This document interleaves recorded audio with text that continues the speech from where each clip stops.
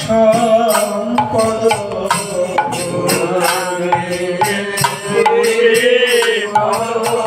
রাধে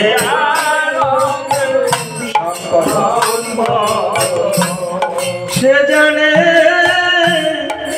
ভক্তি রস সে জানে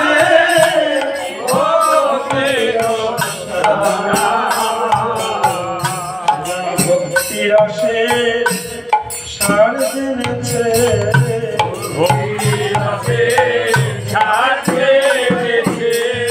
আমার গৌর চরণ সার করেছে ভক্তি রসের সার জেনেছে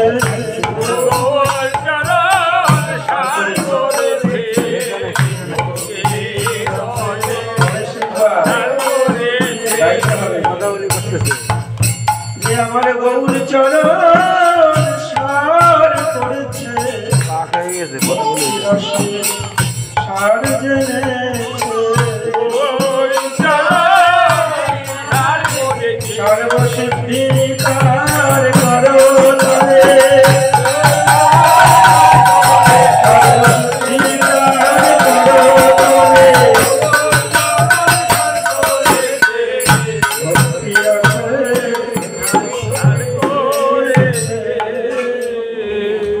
এই জগতে যত রকম ভক্তি আছে পাহাড় পর্বতে গিয়ে ঢিল বান্ধা গাছের গোড়ায় জল ঢালা গাছে ঢিল বান্ধা কত ভক্তি আছে ভক্তির শেষ নাই আম গাছ জাম গাছ বট গাছ কত জায়গায় মানুষ ভক্তি করছে শেওড়া গাছে পূজা করছে এইসব ভক্তির সার হচ্ছে গৌরাঙ্গীর দুটি চরণ সমস্ত ভক্তির সার গৌরাঙ্গের দুটি পাদ পদ্ম আর গৌরাঙ্গের চরণে ভক্তি হলে সেই সমস্ত ভক্তির সার তত্ত্ব জেনে গেছে সর্বসিদ্ধি তার করতলে 8 প্রকার সিদ্ধি আছে অনিমা লঘিমা গরিমা সীতা পুষ্পিতা ইত্যাদি এই অষ্ট সিদ্ধি গৌর ভক্তের করতলে যা বলবে তাই হয় কিন্তু সিদ্ধি তারা চায় না সর্বসিদ্ধি করতলে তার আবার বলছেন গৌরাঙ্গের মধুর লীলা যার কণ্ঠে প্রবেশিলা মধুর লীলা যার কণ্ঠে প্রবেশিলা সেবা দুই রকমের একটা মুখে সেবা হয় আর একটা কানে সেবা হয় কানে হয় হরি নাম হরি কথা অমৃত সুধা পান আর জিহ্বায় হয় প্রসাদ চরণামৃত জল ইত্যাদি এই কর্ণের দ্বারা শুনতে হবে এটাও সেবা গৌরাঙ্গের মধুর লীলা যার কর্ণে প্রবেশিলা গৌরাঙ্গের মধুর লীলা যার কর্ণে হৃদয় নির্মল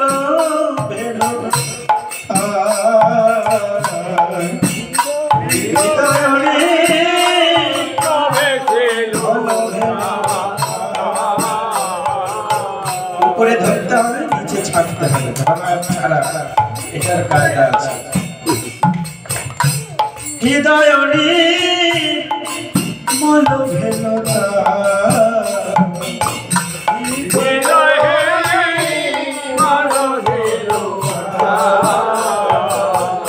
হৃদয় নির্মল হয়ে যায়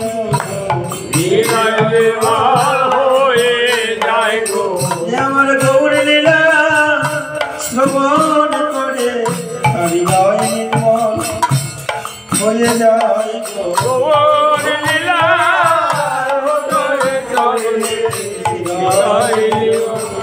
হয়ে যায় আমার গৌর লীলা শ্রবণ করে আমার গৌর লীলা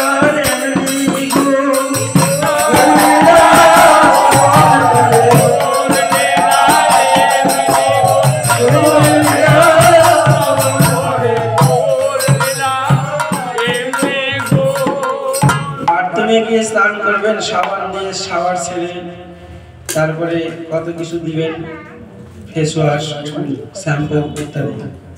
আবার ঘরে এসে ডাইনিং কি ড্রেসিং টেবিলের সামনে কত কিছু মাখবেন। এটা বাইরের শরীরের চামড়াটা পরিষ্কার হবে। হৃদয় নির্মল হবে। হৃদয় নির্মল করতে গেলে কি করতে হবে?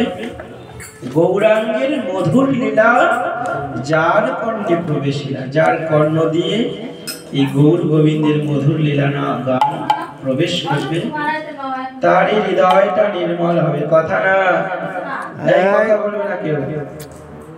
তারই হৃদয় নির্মল হবে। বহু সাধনার দ্বারাও এই সব কীর্তন শোনা যাবে না। তাই সবাই খুব ধৈর্য সহকারে শুনবেন। এইসব কীর্তন আজ থেকে 30 বছর আগে আমার গুরুদেব গাইছেন। কীর্তন রসরাজ শ্রীমৎ সদানন্দ দাস বাবাজি মহারাজ। আর নাই ওনার মতন এমন কীর্তন পরিবেশনার জগতে কেউ হবে না।